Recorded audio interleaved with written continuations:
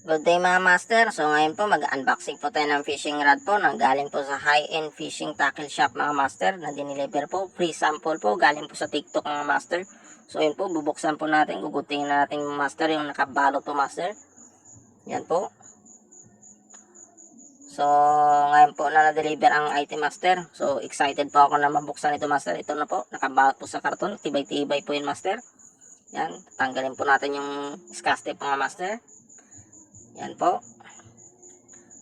So ayun mga master, excited talaga ako mabuksan na ito master. Ito na po. Tatanggalin po natin yung nakabalot mga master. Yung scotch tape na nakadikit yan master sa balot master. Tapos yan master, yan itim po yung kanyang nakabalot master. 165 po yung tatak ng balot niya master. Tapos ito na po yung kanyang fishing rod mga master. Yan. Dalawang section lang yan po yung master. Tip tsaka handle master. Ang kanyang handle ay casting yan master.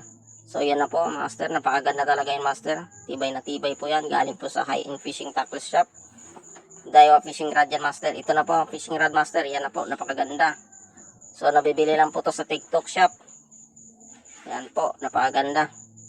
Yan po yung information niya master, yan po, Daiwa fishing rod yan master. So ano pa mga master, bili na kayo ng fishing rod sa TikTok shop.